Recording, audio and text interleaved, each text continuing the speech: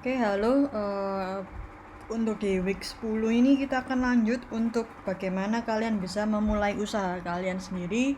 Tapi pada yang kali ini saya akan bahas tentang menjadi freelancer. Jadi pekerja lepas, khususnya dalam bidang desain ini sebenarnya lebih fleksibel sih. Kita tidak perlu suatu kantor. Kita bisa kerja di rumah. Terus kita tidak terpengaruh terlalu banyak, kayak misalnya corona ini kita juga tidak terpengaruh karena sebenarnya kita bisa kerjakan di rumah dengan tools milik kita sendiri, gitu ya. Di sini saya akan mengajarkan, atau bukan mengajarkan, memberikan informasi bagaimana mendapatkan pekerjaan secara freelance, gitu ya. Medianya apa saja, kemudian apa yang harus kalian lakukan sebelum melakukan deal dengan klien. Oke, jadi sebenarnya jasa desain itu bisa kamu dapatkan gak cuman offline, jadi gak cuman kamu dapat kerjaan lewat temanmu, kenalan atau siapa, tapi juga ada banyak website yang memberikan menjadi platform untuk mendapatkan pekerjaan online seperti 99 Designs, Fiverr, sampai Upwork. Jadi kalau di 99 Design ini lebih tentang graphic design sih, lebih ke desain kreatif industri. Fiverr ini lebih luas sedikit sampai ke bisnis ada. Upwork malah semuanya, sampai kamu kalau mau mengerjakan pekerjaan administratif pun bisa gitu loh ya. Jadi 3 tempat ini bisa menjadi alternatif kalian mulai dari jadi mahasiswa ini untuk mendapatkan uang tambahan, pemasukan tambahan.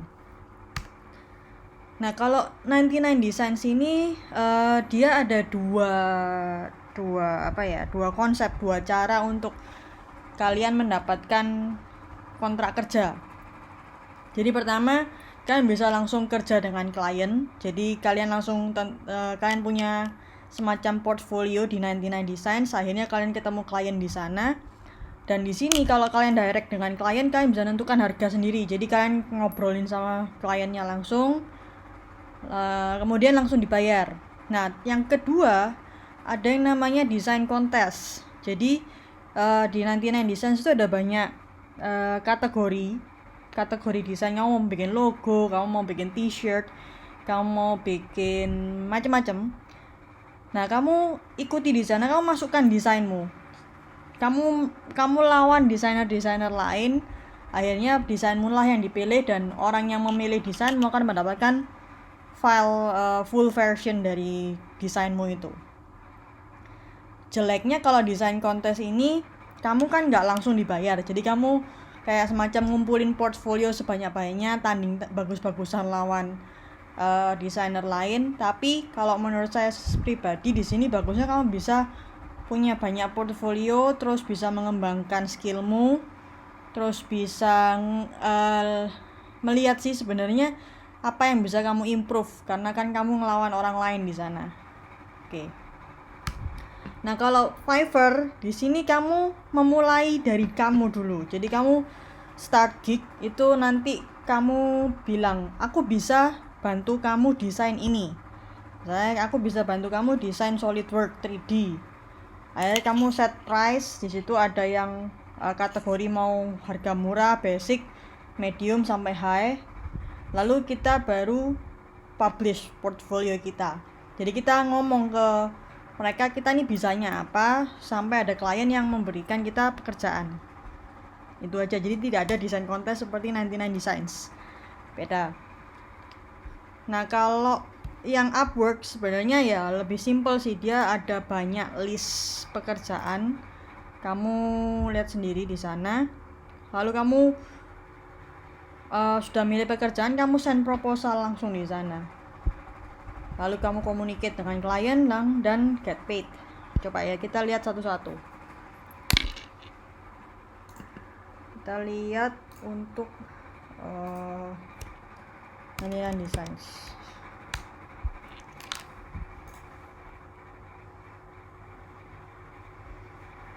Nah, ini kalau dari tampilan saya, karena saya nggak login, ini tampilan saya sebagai orang yang membutuhkan desain. Jadi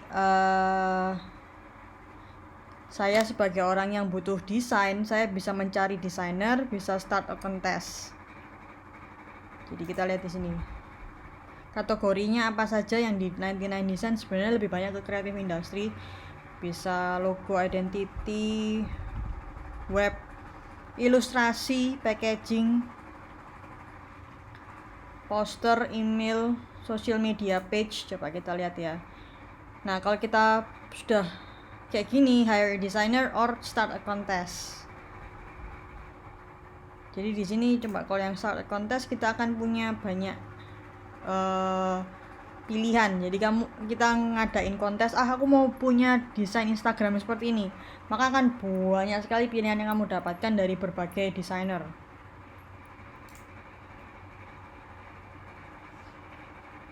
Gitu ya. Nah, kalau bedanya sama Fiverr,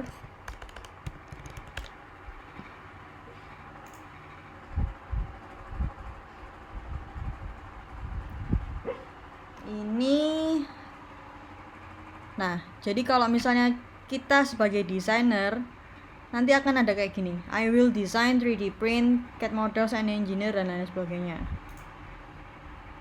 Nanti di sini orang-orang dari luar bisa bayar kamu di sini. Kamu tentukan sendiri berapa lama kamu proses pekerjaan, revisinya berapa kali. Dia di sini bilangnya unlimited gitu ya. Saya coba cari yang fashion, mungkin ada. Oke, jadi ada banyak banget di Fiverr ini. Cooking, gaming,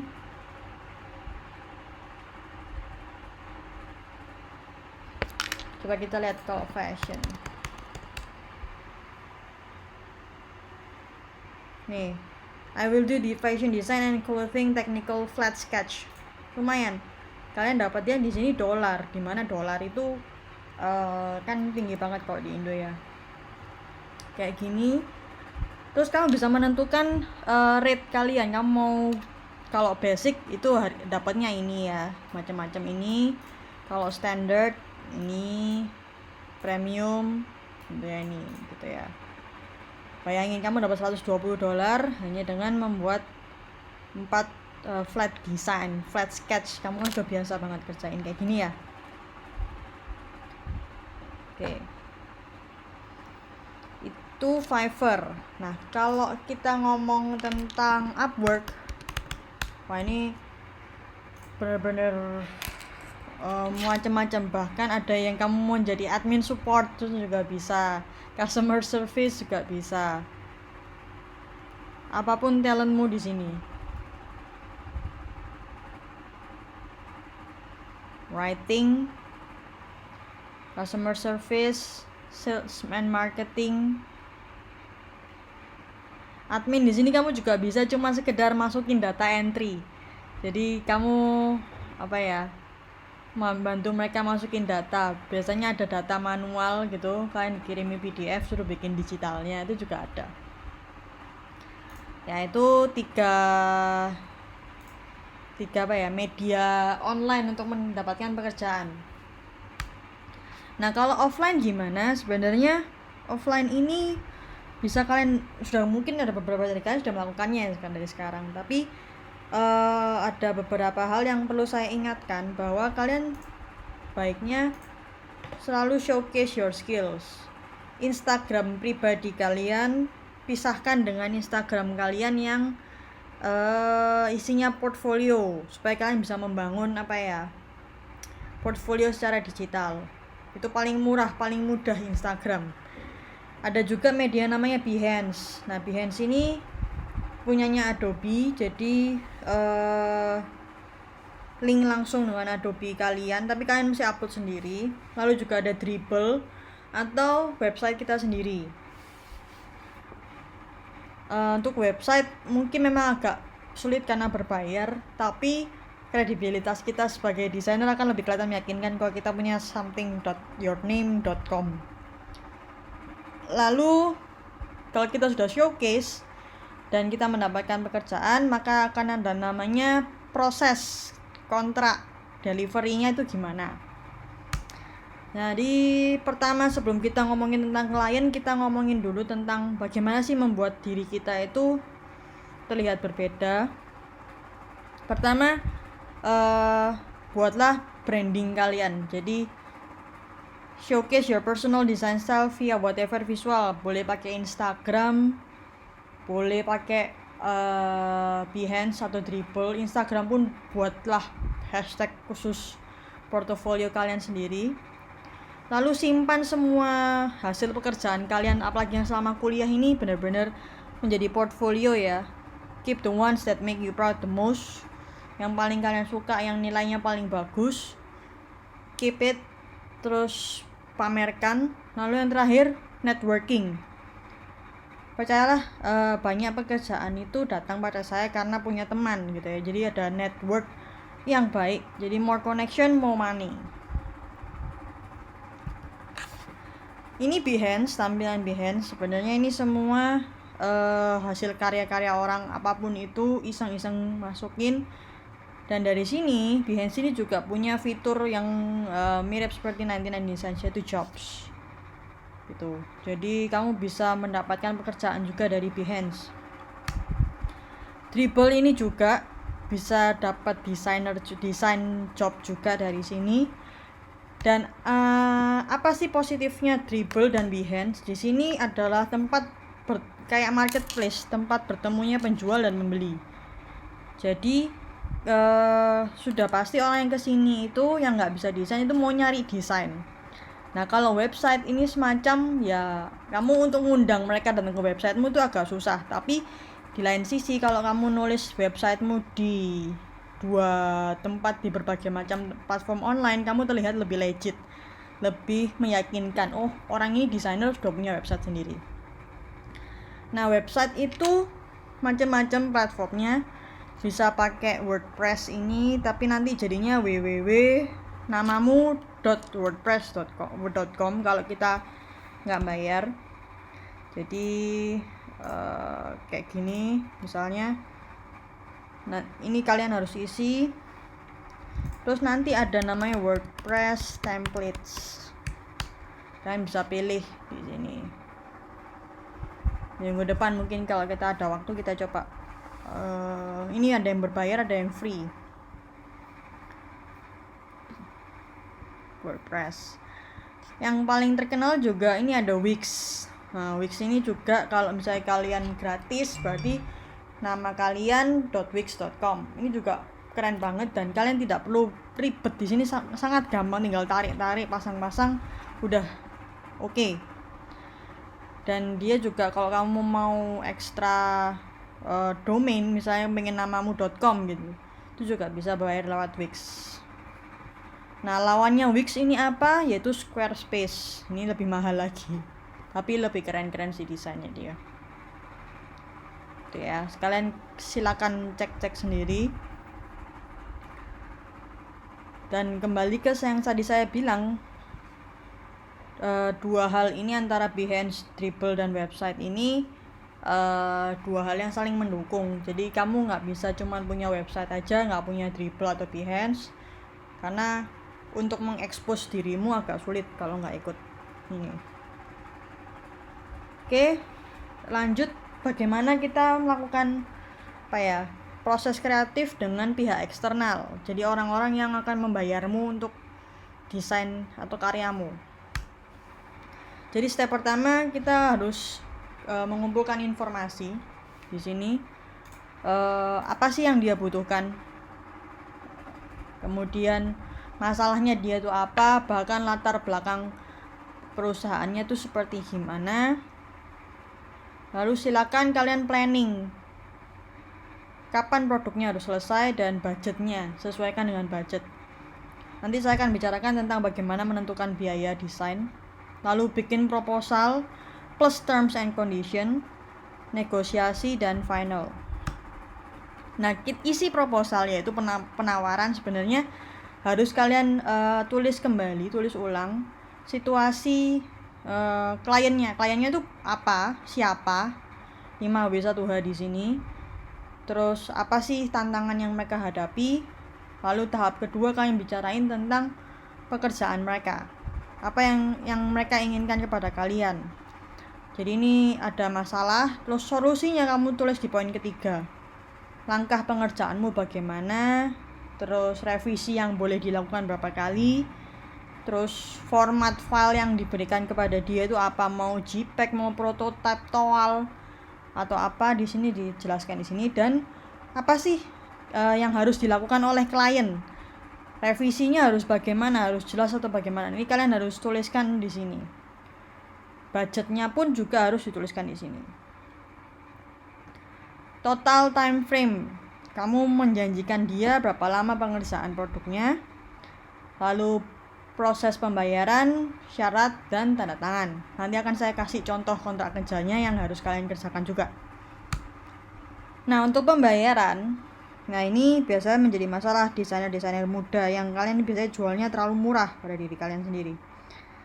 Nggak masalah sih kalau masih mahasiswa, karena mungkin kalian masih belum punya target bulanan ya.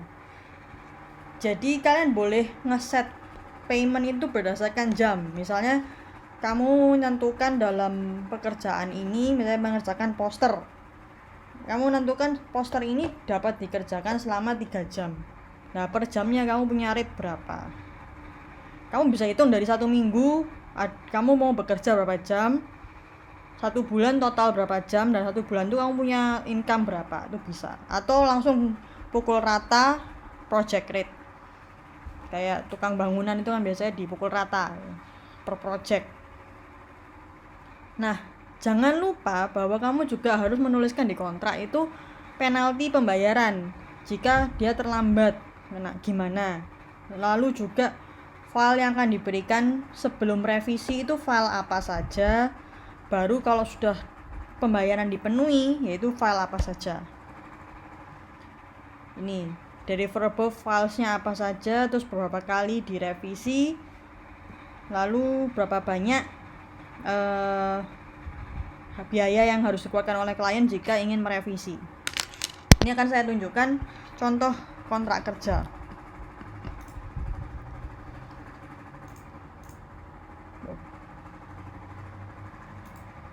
Bentar ya.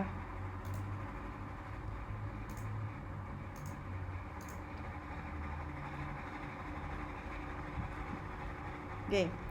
Di sini ada surat perjanjian. Ini contohnya sebenarnya jangan ditiru sepenuhnya ya. Jadi ini cuma sekedar contoh. Ini nama klien, di sini klien. Saya mau kasih komen. Di sini klien. Lalu di sini Anda sebagai desainer. Insert comment. Desainer. Lalu ada pasal, beberapa pasal, jenis pekerjaannya apa saja. Di sini harus jelas apa yang harus dikerjakan.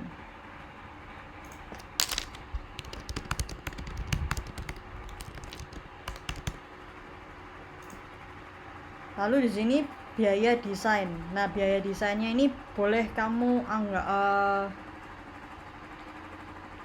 kamu breakdown sendiri. Misalnya ini kan berdasarkan, ini langsung dirapel ya. Lalu di sini yang tadi saya bilang pembayaran itu ada kayak cicilan, boleh. Jadi ada tahap pertama mau berapa, tahap kedua berapa, tahap ketiga berapa, dan di setiap tahap ini mungkin ada file yang kamu berikan ya. Jadi ini ada gambar. Jadi kalau kamu bayar tahap kedua baru kasih gambar kerja misalnya, atau nunjukin toal. Tahap ketiga baru seluruhnya. Pembayaran kemana, langsung di kemana. Dan juga jangan lupa ini klausal jika tidak bisa dibayar.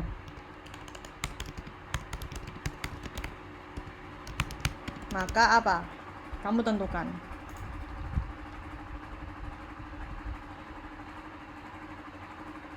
Lalu kamu kasih ketentuan juga